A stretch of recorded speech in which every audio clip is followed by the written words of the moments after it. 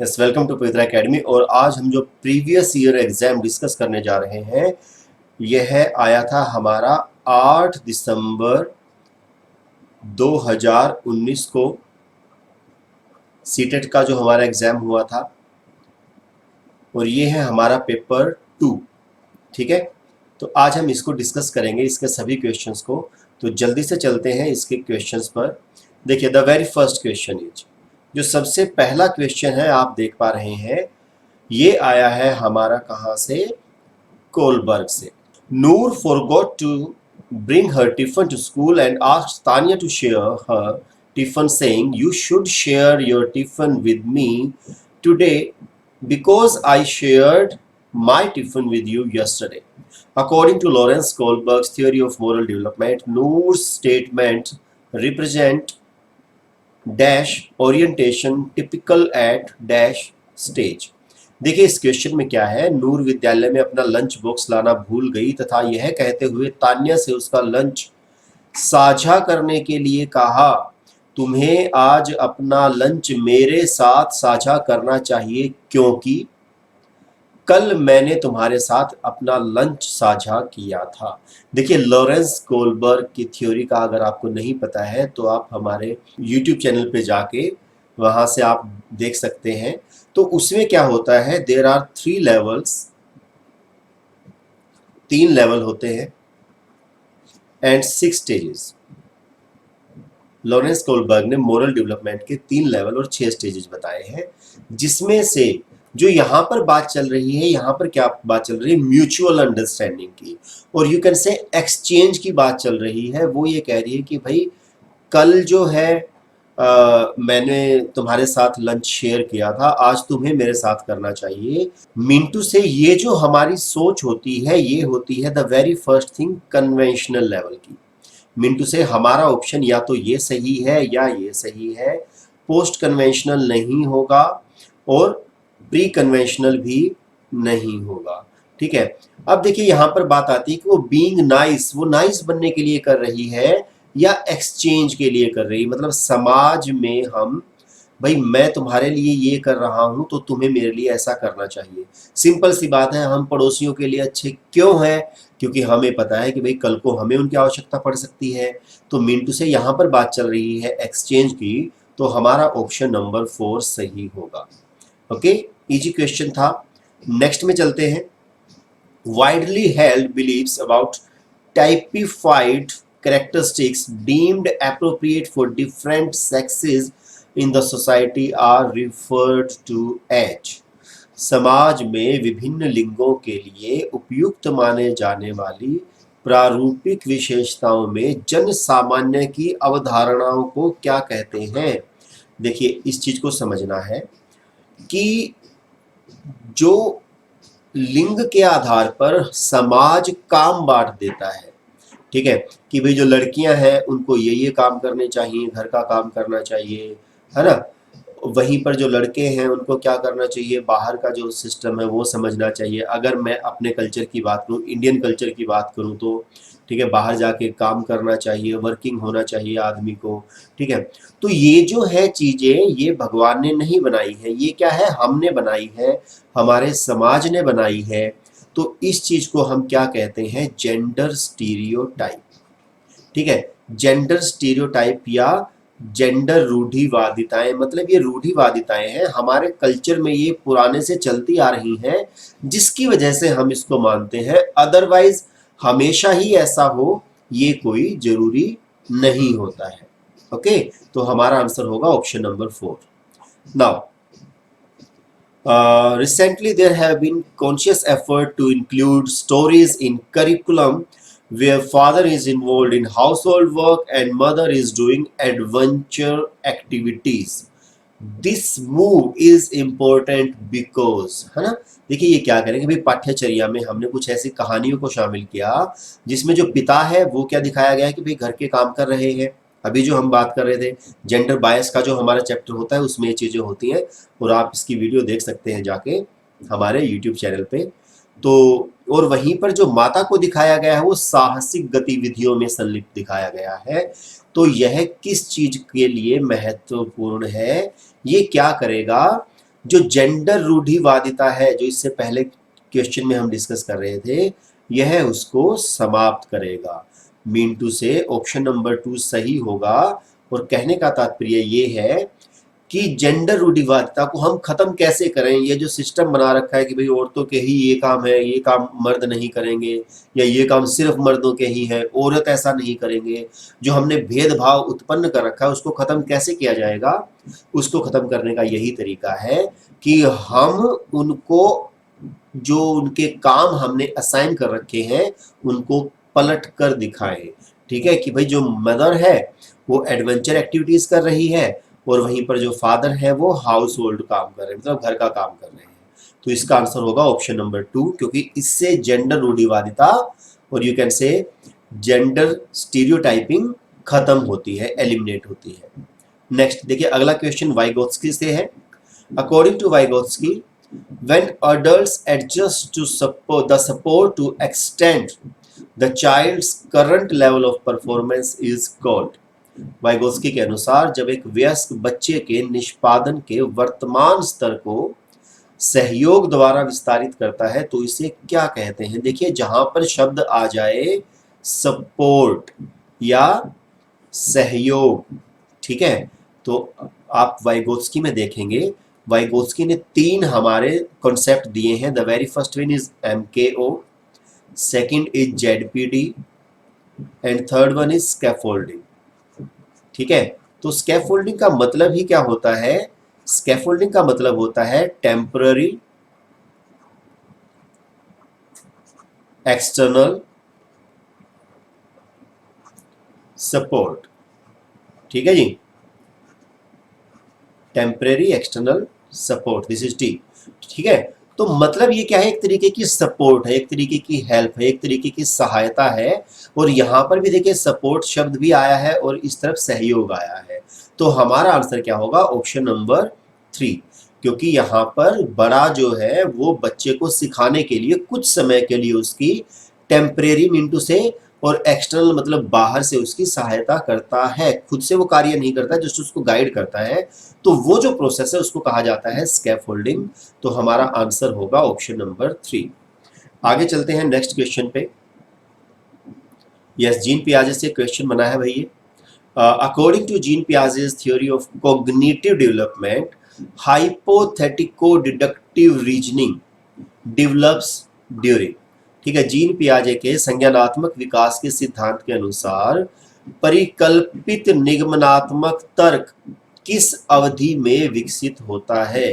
देखिए, ये जो शब्द है इसको समझना है, परिकल्पित निगमनात्मक तर्क, ठीक है, या हाइपोथेटिको डिडक्टिव रीजनिंग। आप सभी को पता होगा कि जो जीन पियाजे हैं उन्होंने 4 स्टेजेस दी हैं और उनका सीक्वेंस भी कुछ ऐसे ही है। मीन टू से sensory motor stage, after that pre operational stage, after that concrete operational, and last one is formal operational stage. ठीक है, ये 4 उन्होंने स्टेजेस बताई हैं, 4 अवस्थाएं बताई हैं। ठीक है, अब यहां पर बात आती है कि हाइपोथेटिको डिडक्टिव रीजनिंग। देखिए, हाइपोथेटिको का मतलब क्या है, जैसा कि हिंदी में भी दिया गया है, परिकल्पित मतलब परिकल्पना करना। जब हम एक कल्पना करते हैं, और डिडक्टिव, डिडक्टिव मतलब डिड्यूस का मतलब क्या होता है, डिड्यूस का मतलब होता है तर्क द्वारा निर्णय करना। ठीक है जी, तर्क के द्वारा निर्णय करना। कुछ चीज को हम डिड्यूस करते हैं, है ना, किसी का अर्थ निकालते हैं, तो उसको हम क्या कहते हैं, डिडक्शन। ठीक है, और रीजनिंग तर्क। देखिए, होता क्या है, जो कंक्रीट ऑपरेशनल स्टेज है उसके अंदर तर्क आ जाता है बच्चे में, बिल्कुल सही बात है। लेकिन जैसा कि आपको दिख रहा है, वो जो तर्क आता है वो केवल कंक्रीट चीजों के लिए आता है, या मूर्त वस्तुओं के लिए ही तर्क आ पाता है। अमूर्त के लिए तर्क नहीं आता है। अमूर्त को लेके जो तर्क आता है वो 4th स्टेज में होता है, and it is formal operational stage या अमूर्त संक्रियात्मक अवस्था। ठीक है, अब बात आती है हाइपोथेटिको डिडक्टिव रीजनिंग। ठीक है, अब बात आती है कि हाइपोथेटिको डिडक्टिव रीजनिंग इस स्टेज में होगी या इस स्टेज में होगी। अब देखिए, हाइपोथेसिस, हाइपोथेसिस मतलब परिकल्पित, कल्पना करना, मतलब जो चीज नहीं है, जिसका आकार नहीं है, जो निराकार चीज है, उसकी कल्पना करके और फिर उसको तार्किक आधार पर सोचकर निर्णय निकालना, ये हमारा फॉर्मल ऑपरेशनल स्टेज की कैरेक्टरिस्टिक होती है।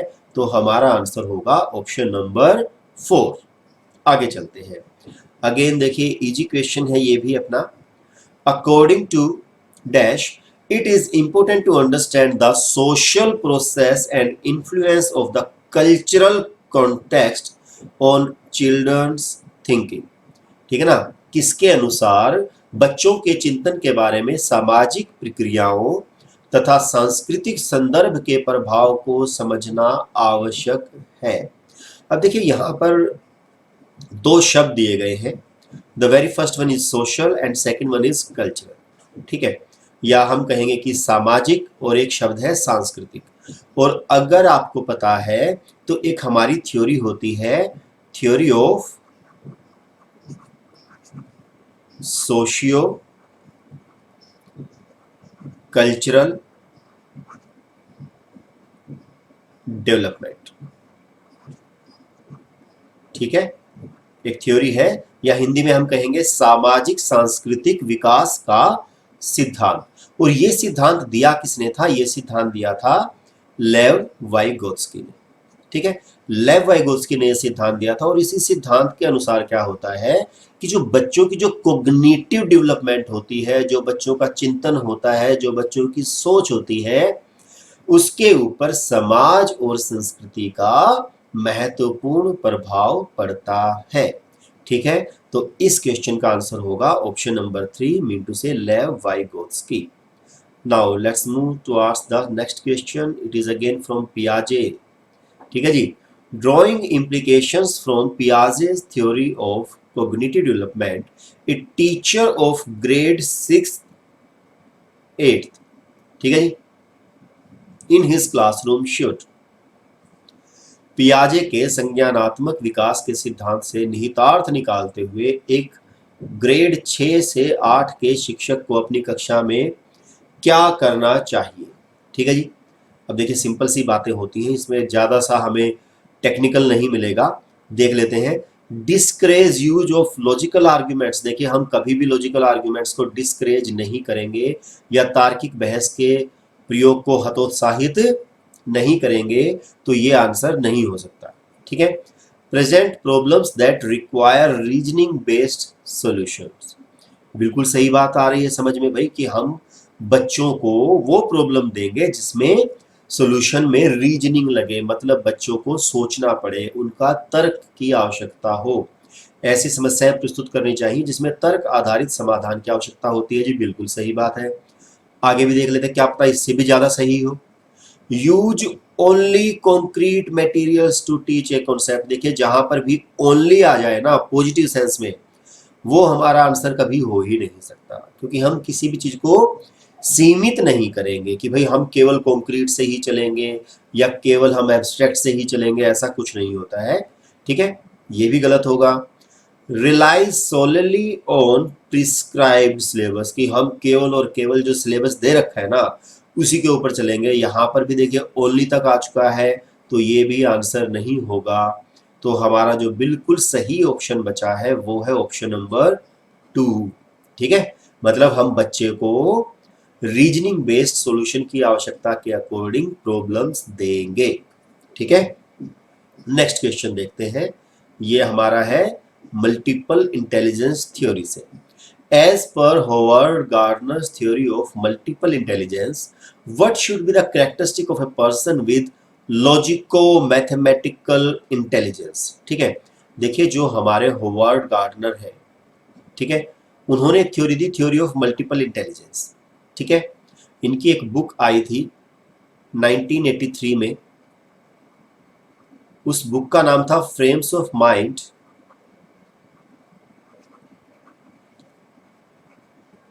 The theory of multiple intelligence. ठीक है, तो इनकी एक बुक आई थी 1983 में, the theory of multiple intelligence.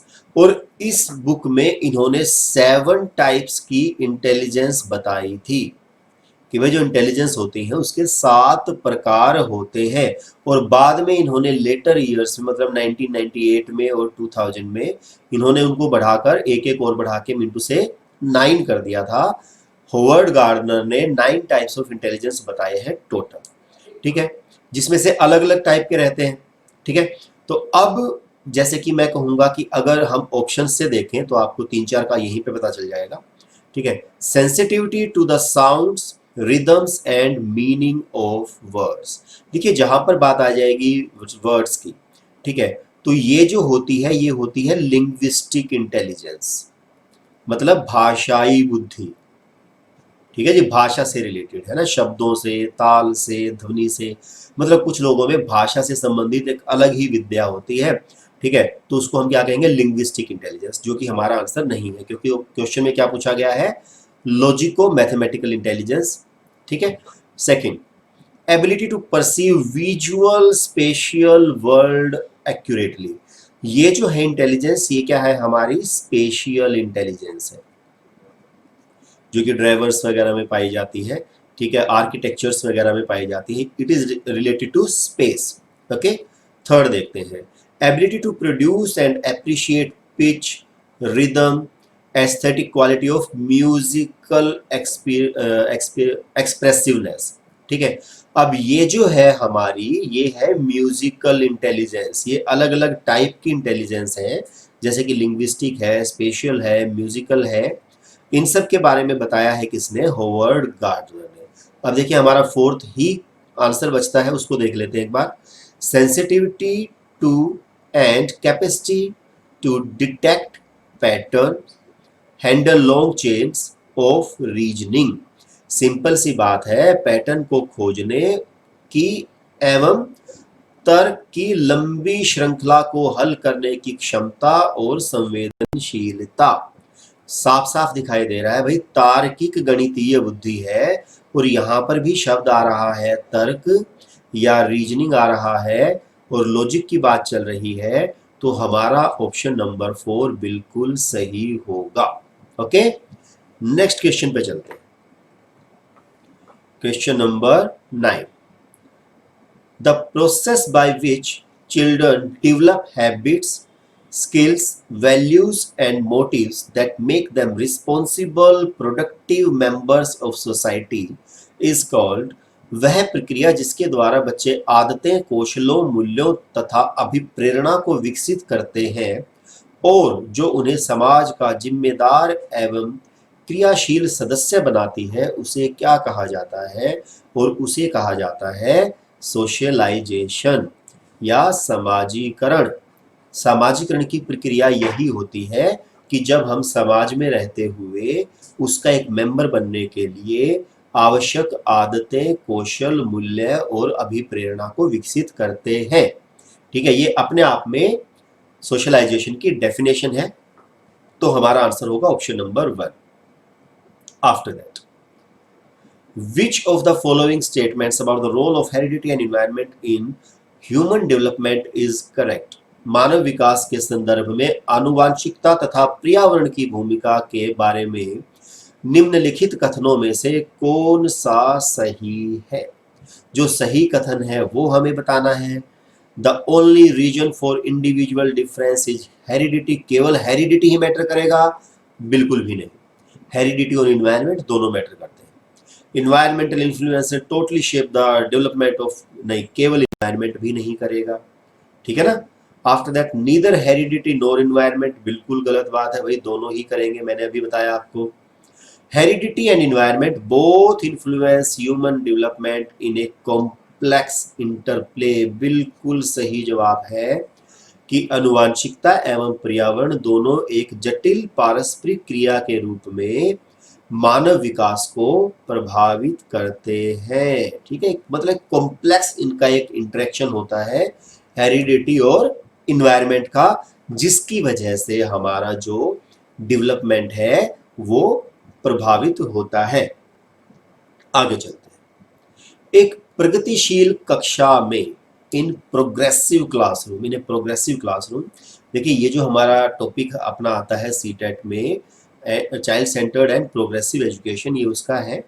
तो अगर हम इसमें बात करें, देखिए जो अब मैं सिंपल सी बात करना चाहूंगा, एक चीज होती है हमारा प्रोग्रेसिव, ठीक है जी, प्रोग्रेसिव एजुकेशन, और इसी का पार्ट है चाइल्ड सेंटर्ड एजुकेशन। जो चाइल्ड सेंटर्ड एजुकेशन है वो प्रोग्रेसिव एजुकेशन का ही पार्ट है, या हम कहेंगे जो प्रोग्रेसिव एजुकेशन है उसकी सफलता के लिए चाइल्ड सेंटर्ड एजुकेशन होना जरूरी।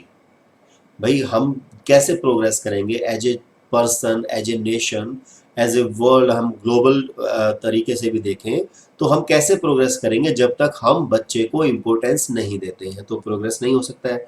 तो मतलब कहने का कि जो भी चीज़ें चाइल्ड सेंटर्ड में आती हैं वो सारी की सारी प्रोग्रेसिव में भी आएंगी।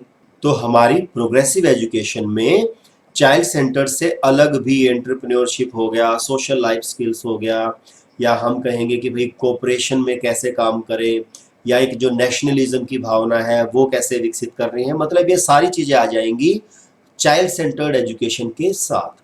तो ऑप्शंस को देख लेते हैं जल्दी जल्दी से। Knowledge is constructed by the learner, बात तो सही है, लेकिन प्रोग्रेसिव क्लासरूम के हिसाब से कितनी सही है कितनी नहीं है ये देखना है, ठीक है, लेकिन ये हम सही मान के चलेंगे फिलहाल। Knowledge is received passively bye the learner, बिल्कुल भी नहीं, एक्टिवली रिसीव होती है, और इवन मैं कहूँगा कंस्ट्रक्ट की जाती है, ये बेटर वर्ड था। Knowledge is reproduced by the learner as it is, नहीं, बिल्कुल भी नहीं कि हम एज इट इज नॉलेज को रिप्रोड्यूस कर देते हैं, उसी रूप में दोहरा देते हैं, बिल्कुल भी ऐसा नहीं होगा। Knowledge is recalled by the learner as per instructions of the teacher, कि टीचर के इंस्ट्रक्शन के द्वारा होता है, ये भी बात बिल्कुल सही नहीं होगी। तो हमारा ऑप्शन नंबर 1 बिल्कुल सही है, मीन टू से knowledge is constructed by the learner, विद्यार्थी के द्वारा ज्ञान की संरचना की जाती है। तो एक प्रगतिशील कक्षा कक्ष में ऐसा होता है कि हम बच्चे को फैसिलिटीज प्रोवाइड करते हैं और बच्चा अपने लेवल पे चीजों का या उसके अपने ज्ञान का निर्माण करता है। ओके, तो नेक्स्ट क्वेश्चन देखिए, आप देख पा रहे हैं कंटिन्यूअस एंड कॉम्प्रिहेंसिव इवैल्यूएशन से है। तो कंटिन्यूअस एंड कॉम्प्रिहेंसिव इवैल्यूएशन के बारे में कह रहा है कि ओनली फॉर्मेटिव असेसमेंट होता है इसमें, बिल्कुल भी नहीं जी। ओनली समेटिव होता है, जहां पर भी ओनली आ जाए वो हमें नहीं मान के चलना है, पॉजिटिव सेंस में, नेगेटिव में मान लेना है, ठीक है। नीदर फॉर्मेशन नोर समेटिव, ना तो संरचनात्मक ना ही संकल्पनात्मक, नहीं ऐसा भी नहीं है। Both formative and summative assessment using a wide variety of strategies, बिल्कुल सही जवाब है कि सतत तथा व्यापक मूल्यांकन में फॉर्मेटिव और समेटिव दोनों ही असेसमेंट का प्रयोग होता है, या मैं कहूंगा संरचनात्मक और संकलनात्मक रणनीतियों का दोनों का ही प्रयोग होगा, किसमें, CCE में। ये हमारे FA और SA है और कुछ भी नहीं है। आगे चलते हैं नेक्स्ट क्वेश्चन में। A student in your class has been told again and again from different sources that people from his social group typically perform poorly in academics. To reduce the impact of this stereotype and resultant stereotype threat, a teacher's initial step can be। देखिए ऐसा है कि आपकी कक्षा में कोई ऐसा छात्र है जो कि किसी ऐसे सामाजिक वर्ग से आता है जहां पर बहुत अच्छा शैक्षिक प्रदर्शन नहीं हुआ है अभी तक, और उसको बार बार ये चीज कही जाती है कि भाई तेरे वर्ग के लोग इतना अच्छा प्रदर्शन नहीं कर पाते हैं। इस रूढ़िवादिता को खत्म करने के लिए एज ए टीचर, एक शिक्षक होने के नाते आप क्या करेंगे, ठीक है जी। इग्नोरिंग सच कंसर्न, देखिए प्रॉब्लम को इग्नोर करना कोई भी सोल्यूशन नहीं होता है। Organizing competition between students from different social groups, again हम कंपेयर नहीं करेंगे बच्चों को। Suggesting the students to leave academics and join some other domain, बिल्कुल गलत बात है भाई। हमारे लिए हमारे पास बच्चा पढ़ने के लिए आया है तो हमें उसे पढ़ाना ही है।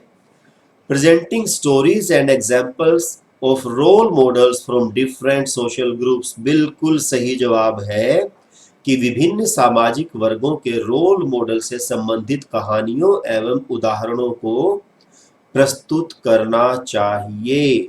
मतलब हमें उसके अंदर एक ये मोटिवेशन के लिए उसका कॉन्फिडेंस एनहांस करना चाहिए कि भाई अलग अलग समूहों से, अलग अलग सामाजिक वर्गों से आने वाले लोग भी अपनी लाइफ में बहुत अच्छा कर पाए हैं, तो उससे क्या होगा, उसको एक पॉजिटिव रीइंफोर्समेंट मिलने की संभावना रहेगी। तो एज ए टीचर हम यही करेंगे। तो हमारा ऑप्शन नंबर 4 बिल्कुल सही है। नेक्स्ट चलते हैं। एक समावेशी कक्षा में शिक्षक को क्या करना चाहिए? इंक्लूसिव क्लासरूम में ए टीचर शुड क्या करना चाहिए?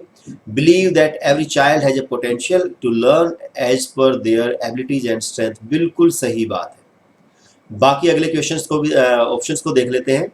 Show an attitude of pity, नहीं भाई, हम पिटी क्यों दिखाएंगे, दया की भावना क्यों दिखाएंगे, ठीक है।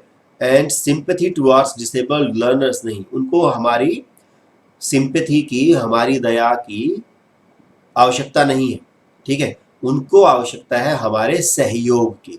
तो ये ऑप्शन बिल्कुल गलत हो जाएगा। Use labels such as handicapped, अरे बिल्कुल गलत है भाई, हम लेबलिंग कभी नहीं करेंगे। Pay attention only to the gifted, नहीं भाई, ओनली तो फिर नहीं, गलत बात होगी, ओनली नहीं करेंगे। तो मीन टू से ऑप्शन नंबर 1 बिल्कुल सही होगा। यह विश्वास करना चाहिए कि प्रत्येक बच्चे में अपनी योग्यताओं एवं शक्ति के अनुसार सीखने की क्षमता है। हम ये विश्वास करेंगे कि भाई हर बच्चा सीख सकता है अपनी योग्यता के अनुसार। Yes, a student shows the following signs in the classroom: anxiety around reading, difficulty in recognizing words or letters, poor vocabulary skills, difficulty with understanding or remembering what was read. These are an indication of, ठीक है। देखिए जितने भी ये हमारे आ रहे हैं symptoms, जो ये दिखाई दे रहे हैं, ये सभी के सभी रिलेटेड हैं किससे? डिसलेक्सिया से। डिसलेक्सिया जो होती है एक लर्निंग डिसेबिलिटी है जिसमें रीडिंग डिसऑर्डर होता है। देखिए ये भी रीडिंग से रिलेटेड है, वर्ड्स को रिकॉग्नाइज करना, वोकेबलरी स्किल्स का होना, ठीक है ना, और ये भी रीडिंग से रिलेटेड है। तो ये सभी के सही भी कहीं ना कहीं डिसलेक्सिया से कर रहे हैं, और जो कि एक रीडिंग डिसऑर्डर है। तो उसके अकॉर्डिंग हम ऑप्शन देख लेते हैं। ऑटिस्टिक नहीं होगा, स्वलीनता नहीं होगा, क्रिएटिव स्टूडेंट बिल्कुल नहीं होगा, student with learning disability, and fourth one is a student with mental, नहीं, मेंटल डिस्पेयरमेंट नहीं होता है, मेंटल इम्पेयरमेंट नहीं होता है। ये क्या होगा? Learning disability, because dyslexia is a kind of learning disability. तो हमारा आंसर होगा ऑप्शन नंबर 3।